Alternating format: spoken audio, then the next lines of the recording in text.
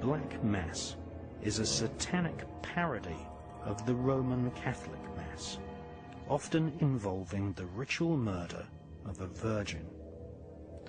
Aleister Crowley wrote extensively about ritual sacrifice and recommended that a child under the age of 9 of above average intelligence made the ideal sacrificial victim. Much to the horror of the 17th century royal elite, Etienne Guibourg publicly confessed that the mistress of King Louis XIV of France, Madame de Montespan, would lie naked upon a satanic altar with a chalice of wine infused with intoxicating herbs on her bare stomach. She would hold 2 black candles in each of her outstretched hands. The royal Black Mass, combined with a family tradition of cruelty and outright evil, would be continued into the 1700s by the aristocrat known as the Marquis de Sade.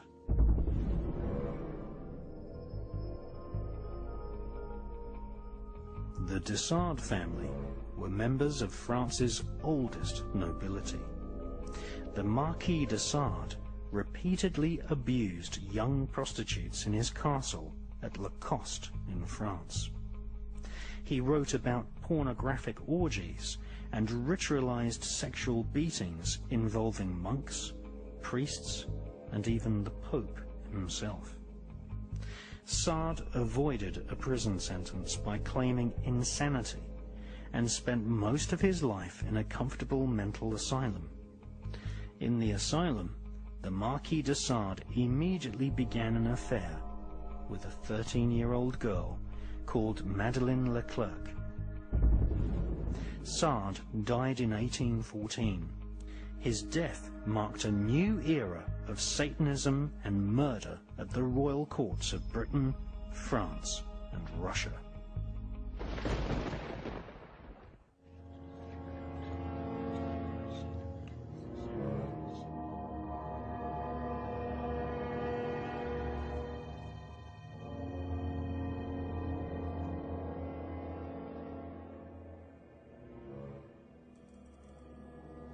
Witch hunts of the Middle Ages took place all over Europe and even in the United States of America.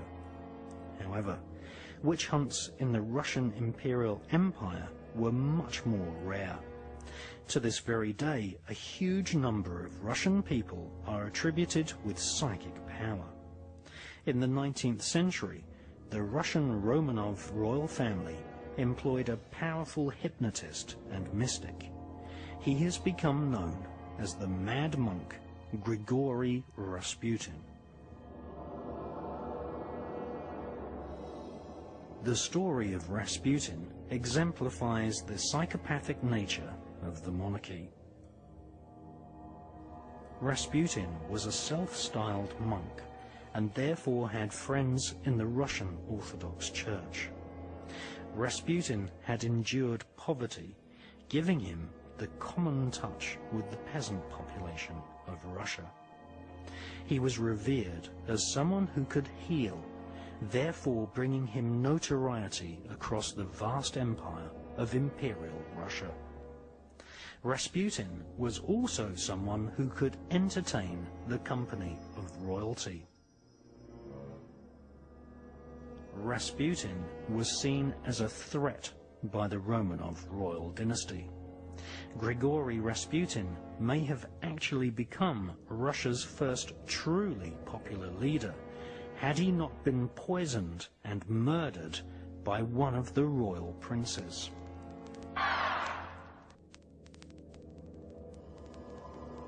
Born in 1869, the mystical Grigory Rasputin could engage himself in an intense trance where he prophesied future events. His psychic healing powers were employed by Tsar Nicholas and Queen Alexandra. Rasputin used his famous healing hands to cure the Tsar's son. Once the royal Romanov dynasty saw the immense power of Rasputin, they quickly realized that a popular revolt may elevate Rasputin to be the leader of a new Russian republic. The Romanov royal family immediately plotted the murder of Rasputin. However, Rasputin's psychic powers allowed him to prophesy his own death, and he gave warning to Tsar Nicholas that if he were to murder Rasputin, then the whole Romanov royal family would also be killed.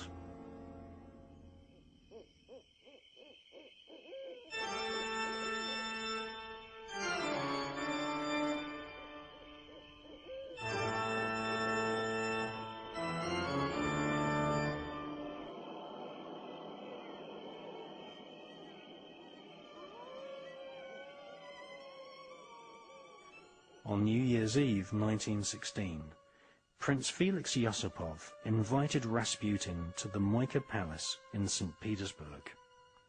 The prince gave Rasputin poisoned food. However, Rasputin showed no sign of dying. Prince Felix panicked and rushed out of the palace to consult Grand Duke Dmitri. The Duke and Prince returned with a gun and shot Rasputin at point-blank range. A palace doctor was called who could find no sign of life in the body of Rasputin. However, suddenly, Rasputin regained consciousness, and the prince and the duke ran for the outer gate of the palace and called for armed troops to finish off Rasputin. Rasputin chased the duke and prince. The crowned prince took a club and hit Rasputin repeatedly over the head in a typically psychopathic royal temper.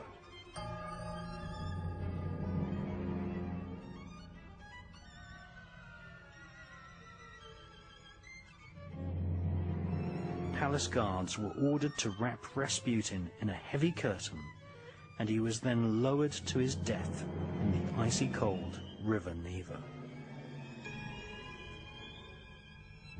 Thus, the Russian people lost one of their truly great potential leaders.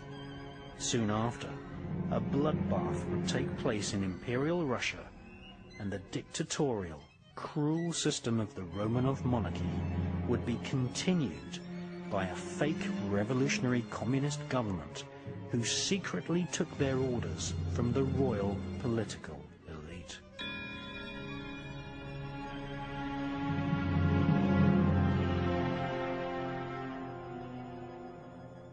Descendants of the Russian monarchy and aristocracy now rule Russia from behind the scenes, having introduced the same system of globalization and stock markets which the royal elite have used to ensnare the economies of most countries on the face of planet Earth.